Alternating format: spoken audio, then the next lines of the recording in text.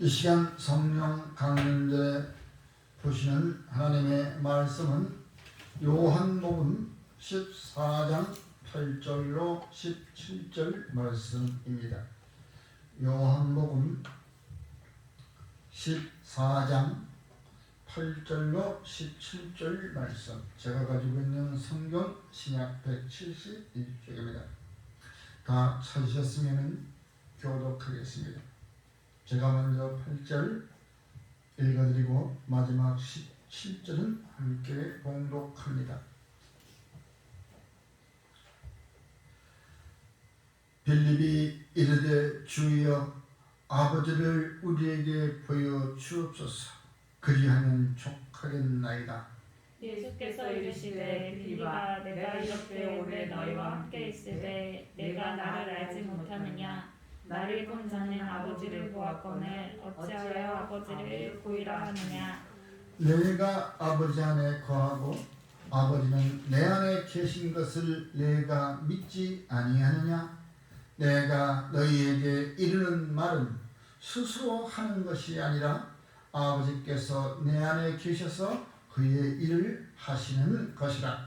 내가 아버지 안에 거하고 아버지께서 내 안에 계심을 믿으라. 그렇지 못하겠거든 행하는 그 일로 말미암아 나를 믿으라. 내가 진실로 진실로 너희에게 이르노니 나를 믿는 자는 내가 하는 일을 그도 할 것이요 또한 그보다 큰 일도 하리니 이는 내가 아버지께로 가미라.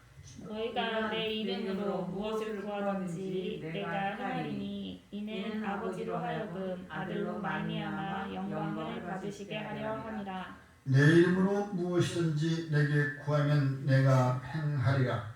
너희가 나를 사랑하면 나의 계명을 지키리라. 내가 아버지께 구하겠으니 그가 또 다른 보혜사를 너희에게 주사 영원토록 너희와 함께 있게 하리니 그는 진리의 영이라. 세상은 능히 그를 받지 못하나니 이는 그를 보지도 못하고 알지도 못하니라. 그러나 너희는 그를 아나니 그는 너희와 함께 거하시며 또 너희 속에 계시겠으리라. 아멘. 찬송가 183장 부르신 후에 본문 말씀을 가지고 진리의 영이라고 하는 제목으로 은혜를 함께 나누겠습니다. 할렐루야. 오늘은 성령 강림절입니다. 주님을 따르는 제자들과 또한 그의 믿고 혹시나 하는 그러한 따르던 분들도 오늘 이 시간 마가의 타락방에서 비둘기같이 내리고 불길같이 바람같이 불의 혀처럼 강한 성령님이 내리시는 그날이었습니다. 얼마나 두려웠으며 문을 꼭꼭 걸어잠그고 로마의 군사들의 눈을 피하여 숨어있다시피 하던 그들에게 바로 칼급한 심리에 흡족한 비를 기다리지 못하고 근거히 살아가는 그들에게 마른 풀 같은 그들 주목에게도 주님은 찾아오셨던 것입니다. 주님은 약속을 하신 것입니다.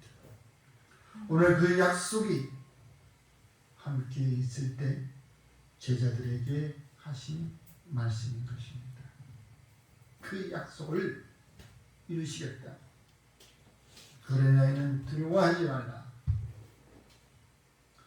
그 영은 곧바로 진리의 영이시다. 진리의 영 하면 진리하면 생각나는 것이 바로 주님입니다. 나는 길이요 진리요 생명이니라. 바로 그 주님이 아버지께서 얘기해서 보내시마 한다고 하는 그 진리의 영, 보혜사 성령, 그분이 우리에게 오시면 너희들에게 가르치시고 깨닫게 하십니다. 그러므로 너희가 나를 증거할 때 바로 복음을 증거하는 것은 나를 증거하는 것이므로 그의 도구로 삼을 것이다 라고 말씀하셨다는 것입니다.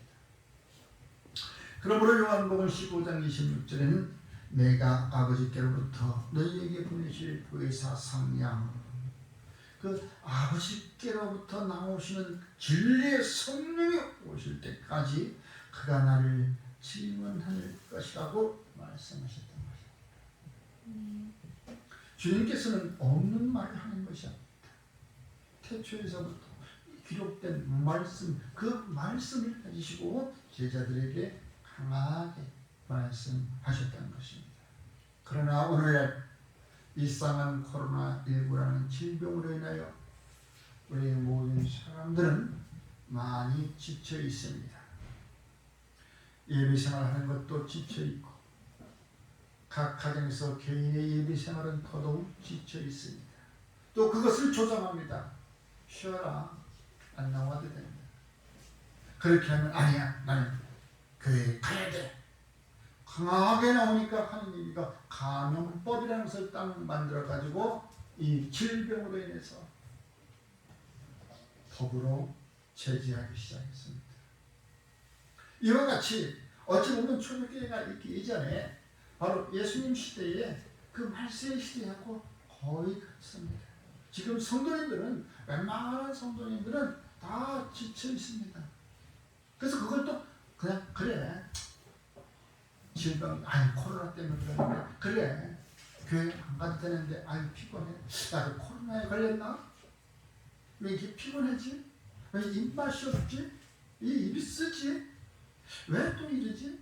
여러 가지의 증상이 나타날 때 그걸 본인 스스로가 그냥 가둬버리고 막 그래도 안 가도 되는 거예요. 목사님들이 과거에 보면 한 주만 빠져도 전화해서 무슨 일이 있었습니까? 하고 신방전화를 하죠. 이제 그렇지도 않고 공근하게 그냥, 여러분 우리가 이러한 때일수록 우리가 지쳐 있을 때가 아닌 것입니다. 우리는 지친 이유를 깨달아야 한다는 것입니다. 왜 내가 그렇게 열심히 했던 것, 왜 내가 주님을 사모했던 것, 이제는 그것이 흐지부지 진짜 이래도 되는 건가? 진짜 이게 그 맞는 말인가? 온 미디어는 전부 다 이상하게 흘러들어가 버리고, 바로 사단들은 우리의 신념 가운데 스며드는 것입니다. 바로 그것이 바로 우리 지친 이유입니다. 몸이 지치고 마음이 지치니까 교회 갈 생각을 안 가도 돼. 이런 식으로 그냥 자기 합리화를 시켜버립니다. 그러나 계시록 2장에 1절로부터 7절까지 나와 있는 말씀, 바로 에베소 교회를 향하여 성령이 말하는 것입니다. 너희가 뭐 다른 여러 가지 디고달라탄도 뭐 저기 이단들도 다 물리치고 교회에 스며들어오는 그 이단들도 물리쳤어. 아주 열심히 했어. 잘했어. 그러나 한 가지 빠진 것이다. 너희 첫사랑을 잃어버렸다라고 성경은 말하고 있습니다. 첫사랑을 잃어버렸다. 여러분, 첫사랑이라고 하니까 그건 뭡니까? 첫사랑이라고 하는 것은 바로 날마다 그 사랑을 받았으면, 내가 알았으면 그 사랑의 기쁨으로 늘 날마다 같은 이런 수준이 되어야 될 텐데, 그 첫사랑을 잃어버렸어. 그래서 너 첫사랑이 어디에서 떨어졌는지를 생각하여 보라 라고 말하고 있습니다. 그게 지친 이유인 것입니다. 바로 사랑은 매일 공급받아야 되듯이, 바로 사랑은 바로 은혜인 것입니다. 하나님으로부터 나는 그 은혜를 날마다 공급받아야 되는데, 내가 교회 일에 열심히, 누구 성도 일에, 봉사의 일에 열심히, 모든 일 열심히 하다 보니까 지금 나의 그 에너지는 떨어져 버리고 말았던 거예요. 목사님들 마찬가지입니다. 권사님들 마찬가지입니다. 참 교회 일에 목사는 목회에 열심히 한다고 하다 보니까 주님으로부터 매 공급받아야 되는 그 공급이 떨어져 버린 거예요. 목사도 주의 사랑, 은혜를 날마다 입어야 되는 것이고 권사님, 장로님도 물론이고 평신도도 저 어린아이까지도 마찬가지인 것입니다. 날마다 그 은혜를 공급받아야 주의 일을 할 수가 있는 것인데 그냥 주의 일이라고 해서 무조건 거기 열중하다 보니까 진짜 나의 이 속은 썩어져 가고 있다는 것이었습니다. 그것이 지친 이유인 것이요. 나도 내 개인 기도 시간이 필요한 것입니다. 목사라고 무슨 기도 안 합니까? 맨날 신방 가야 되고 맨날 뭐 상담해야 되고 이거 아니에요. 설교 준비, 이 설교 준비는 라이센스만 가지고 있으면 머리만 좋고 말만 잘하면 아나운서 같은 설교는 다 해요. 그러나 그 설교가 진정으로 주의 영이 임하여 주의 하나님의 위로부터 내려오는 그 말씀이 되어야 된다는 것이고 그것이 영향력을 끼치는 것이지 누구나 똑같은 이러한 성경에 기록된 말씀만 가지고서는 영향력을 끼칠 수가 없어. 지금은 문맹자가 없습니다. 나이 드신 분들도 다 글을 볼 줄 알아. 그래서 성경을 볼 줄 알아요. 성경에 글씨 기록된 거 알아요. 그러나 이 성경에 기록된 이 말씀 속에 숨겨져 있는 것들을 성령의 조명하심이 있어야 된다는 것이죠. 그래서 목사도 날마다 내 받을 그 은혜를 받아야 되는 것이고 저 어린아이도 은혜를 받아야 교회 안에서 뛰어노는 것이고 물론 나이 드신 어르신들도 은혜를 받아야 그 어른다운 행위를 할 수 있는 거예요. 내 몸이 귀찮으면은 아유 손주가 봐도 귀찮아. 그냥 말로만 그래. 왔냐 놀다 가라. 누가 왔냐? 그래 놀다 가라. 그래 알았어. 귀찮은 거예요. 내가 은혜를 받아야 되는 것이에요. 여러분 바로 여러분들이 지친 이유는 은혜를 공급을 받지 못해서. 그러나 마가의 다락방에 있는 주의 제자들은 날마다 은혜를 사모했어. 성령님이 오시기를 사모했어. 그래서 그들에게는 어떠한 어려움도 바로 기도로 찬송으로 이겨나갈 수가 있었던 것입니다. 그러다 보니까 내가 지칠 때 찬송하면 그 찬송 가운데 힘이 생기는 것이다. 고린도서 6장 7절에는 진리의 말씀과 하나님의 능력으로 의의 무유를 좌우에 가져라. 바로 하나님의 말씀, 이것은 진리의 말씀, 하나님의 능력이 됨을 믿으시기 바랍니다. 그 능력이 내 좌우에 있다면 지치지 않겠죠. 요즘에 흔히 게임하는 그 게임 무리가 막 쏟아져 들어오는 거예요. 여러분 우리가 할 수 있는 것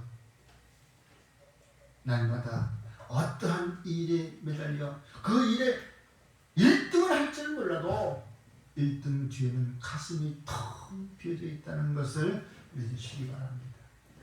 그러므로 아까 얘기했던 계시록 2장 4절 말씀에 그러나 너희의 책망할 것이 있나니 너희의 처음 사랑을 버렸느니라 라고 에베소 교회에 책망을 했던 것입니다. 사도 바울은 고린도 교회에 편지할 때 자기의 신앙을 고백했습니다. 고린도전서 15장 10절에 그와 같이 말씀하고 있습니다. 그러나 내가 나된 것은 하나님의 은혜로 된 것이다 라고 말씀하시는 것입니다. 그래서 내게 주신 그 은혜가 헛되지 아니하여 내가 모두 사도보다 더 많이 수고하였으니 내가 한 것이 아니요 오직 나와 함께 하신 하나님의 은혜로다 라고 고백하신 것입니다. 오늘 이 자리까지 여러분들이 이 숫자에 연연하지 아니하고 이 예배당에 있는 것은 바로 하나님의 은혜가 있음을 믿으시기 바랍니다. 지금까지 하나님의 은혜로 지내왔다는 것입니다. 큰 교회만, 지상 위에 있는 교회만 주님이 계시는 것이 아니라 주님은 보이지 않는 곳까지도 계신다는 것을 우리는 잘 알고 있잖아요. 다윗이 악을 골짜기에 간다 할지라도 거기에서 주님께서 나를 안위하시고 지켜주셨던 것처럼 여러분 바로 이와 같이 내 열심으로 주의 일을 하는 것이 아니라 주님의 일은 은혜로 한다는 것을 믿으시기 바랍니다. 이 세상에서 동방의 의인은 없나니 하나도 없다라고 말씀하셨다가 다시 그러나 노아는 여호와의 은혜를 입었더라 하고 창세기 6장 8절에 말씀하고 있습니다. 그래서 노아의 식구들 그 8명은 이제 물심판에서 구원을 받게 되는 것이죠. 은혜를 입었기 때문에 저와 여러분들은 오늘 이 자리에 나온 것도 은혜요. 이 은혜를 입음으로써 이 험악한 세상에서 이겨나갈 수 있다는 것이고 주님께서 지켜주신다는 것입니다. 지켜주심으로써 성령을 우리에게 부어주셔서 그 성령으로 하여금 이길 수 있도록 하신다는 것을 믿으시기 바랍니다. 주님의 일은 은혜로 한다고 했습니다. 그 은혜가 한 번 딱 받고 끝쳐버린 사람들이 있습니다. 누구신지 알아요? 이제 권사님 되시고 장로님 되시면은 나 과거에 다 해본 거야. 그러니 새로운 야 너희들 열심히 해. 엘린 내가 보고 있을 테니까 너는 가서 은혜 받아. 애기 보는 것이 은혜입니까? 은혜의 자리에는 어린아이에서부터 장년일까지 다 같은 한 말이지만 받아들이는 건 다 다르게 받아들인다는 것을 믿으시기 바랍니다. 이와 같이 망이 있습니다. 얽히설킨 망이 있습니다. 그물과 같은 그물코가 있습니다. 그물코로 다 자기에 맞게끔 걸린다는 것이에요. 그래서 같이 같은 자리에 있어야 되는 것이에요. 그러므로 히브리서 4장 16절에 뭐라고 말씀하셨습니까? 우리는 날마다 우리의 긍휼하심을 받고 때를 따라 돕는 은혜를 얻기 위하여 은혜의 보좌 앞에 나간다라고 말씀하고 있습니다. 이 자리에 나와야 되는 것입니다. 내가 있는 그 자리가 교회예요. 그 교회에서 내가 좌장하고 무릎을 꿇을 때 고개를 숙일 때 그 자리는 교회가 되는 것이에요. 그러나 나 혼자 드리지는 작은 교회 또 여럿이 모이는 눈에 보이는 교회 이 교회에 앉아있는 이 자리가 날마다 내가 공급받아야 된다는 것을 외우시기 바랍니다. 왜 에베소서 4장 7절에 각 사람의 분량대로 은혜는 나눠준다고 말씀에 기록하고 있습니다. 그러므로 내가 앉아서 나도 여기서 하는 바람에 나도 은혜 받고 여러분도 은혜 받아야 되는 것입니다. 저 아이도 은혜 받는 것입니다. 각 사람의 분량대로 분량이 크면 큰 대로 작으면 작은 대로 은혜를 받는다는 것입니다. 그래야 그 은혜를 그 사람에 맞게끔 성령의 선물도 주시기 때문에 그 성령을 받아서 하나님의 일을 한다는 것입니다. 누구는 교사로, 누구는 봉사자로, 누구는 병과 치료인 자로 이와 같이 자기의 분량에 맞게끔 주신다는 거예요. 다 똑같이 주시지 않아요. 다 자기에게 맞게끔 주신다는 것을 믿으시기 바랍니다. 그러므로 곧 우리는 저와 여러분에게서 한번 은혜를 받으면 목숨까지도 내어주는 우리 선배들을 봅니다. 스데반 그 선배님 아시죠? 믿음의 선배 스데반. 네? 스데반 사도행전 6장 8절에 뭐라고 했어요? 스데반이 은혜와 권능이 충만하다고 했습니다. 큰 기사와 표적을 사람들에게 행했다고 했습니다. 그랬더니 스데반이 하더니 거기에서 했던 바리새인들이 막 돌려쳐주려고 했잖아요. 사도 바울도 그 옆에서 있었잖아요. 그때는 사울도 그 옆에서 있었어요. 이와 같이 그는 바로 그 은혜를 받음으로 두렵지 않았습니다. 결국은 오랜 시간이 수천 년이 지난 지금까지도 성경에 기록이 되어서 그대로 오고 있습니다. 믿음의 본이 되는 것, 주님께서 주신 그 은혜를 받음으로 저와 여러분들은 복음의 증인으로 살아갈 수 있다는 것을 믿으시기 바랍니다. 아멘. 그러면 후손들은 내가 복음의 증인으로 살아가기 때문에 그 후손들은, 나의 후손들은 주님이 책임져 주신다는 것을 믿으시기 바랍니다. 아멘. 주님이 책임 안 져주시면 어떻게 내 새끼 내가 책임져야 됩니다. 내가 내 새끼보다도 주님을 먼저 사랑하고 주님을 사랑했으니 주님이 말씀하셔 네가 나를 사랑했으니 내가 네 일을 하리라. 내가 네 일을 하리라. 주님은 거짓말하시는 분이 아니시잖아요. 그러므로 저와 여러분들은 날마다 사랑을 공급받아야 된다는 것입니다. 오늘 시간 저와 여러분들은 주님이 주시는 사랑을 공급받는 여러분들이 되기를 주의 이름으로 축원합니다. 주의 사랑을 공급받는 사람, 어느 누구의 사랑보다도 주님의 사랑을 공급받는 사람, 끊어지지 않고 날마다 공급받는 사람, 생명나무의 생명 과실을 얻는다고 먹으리라고 계시록 2장에서 말씀합니다. 생명나무, 생명으로 가는 그 에덴 동산의 나무에 두 개가 있어요. 하나는 선악과를 알게 하는 거고 하나는 생명나무였어요. 선악과를 알게 하는 나무를 먹다 보니 그 열매를 따서 먹다 보니까 이제 이들이 부끄러운 것도 알고 이것만 갖고 안 되겠다. 생명나무의 열매까지 먹으면 우리는 죽지 않고 영원히 살 것이다. 그런 생각이 드니까 하나님께서 화영검으로 그 생명나무 줄기를 주변을 막아버리고 못 들어가게 생명나무를 지킨 거예요. 화영검을 불검을 들어가지고 이제 못 오게. 그래서 우리는 어쩔 수 없이 죽게 돼 있는 거예요. 영원히 살 수 없어 죽게 돼 있는 거예요. 죽을 수밖에 없는 것입니다. 그러나 하나님으로부터 받는 첫사랑, 그것을 잃어버리지 않는 우리에게는 생명나무의 과실을 먹을 수 있는 그 길로 나갈 수 있는 길을 열어주시겠다고 성경은 기록하고 있습니다. 그 생명나무에는 예수 그리스도이심을 믿으십시오.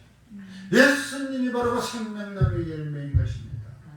예수님을 영접함으로 내가 생명나무로 나가는 길을 얻을 수 있던 것입니다. 찾을 수가 있었던 것입니다.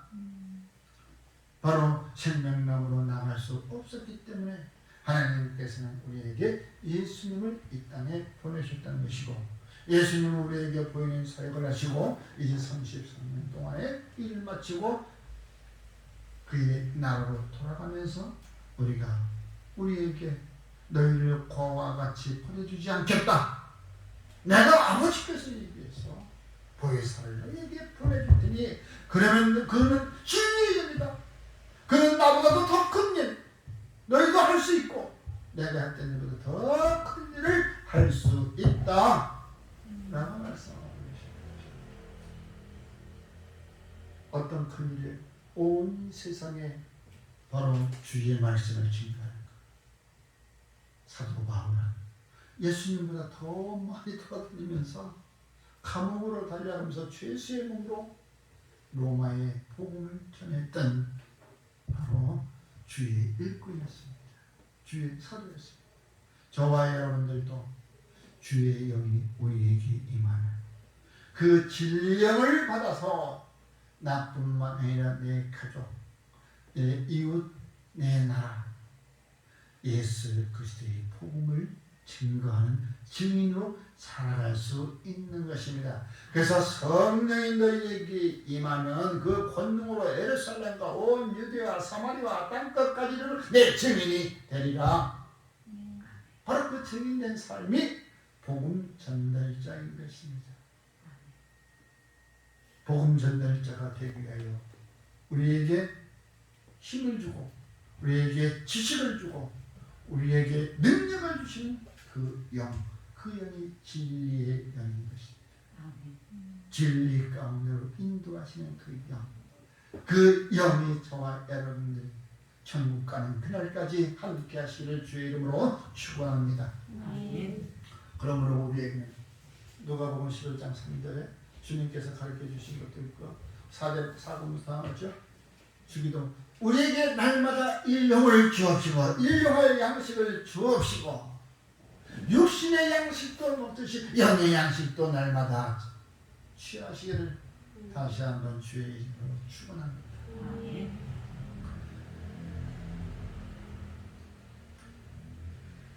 시편 68편 19절에 날마다 우리 짐을 지시는 주, 우리의 힘든 짐을 지시는 주, 곧 우리의 구원이신 하나님을 찬송할지니라. 우리의 힘든 짐을 지어주시는 그분에게 우리가 무엇을 줄 거예요? 줄 것이 없어. 그분이 뭐 밥을 사 먹어야 돼? 집을 사야 돼? 아니에요. 그분께 우리가 드릴 것은 찬송이에요. 입술의 고백, 음률이 있는 예배, 찬송인 것을 저와 여러분의 생활 가운데 찬송이 늘 울려 퍼지기를 주의 이름으로 다시 한번 축원합니다. 기도하겠습니다. 고마우신 아버지 하나님, 오늘도 진리의 영을 우리에게 허락하시고 그 영의 임함으로 내가 복음증인 자로 살아갈 것을 결심합니다. 주님, 그 진리의 영이 내게 떠나가지 않게 하여 주시옵소서. 예수 그리스도의 이름으로 기도드리옵나이다. 아멘.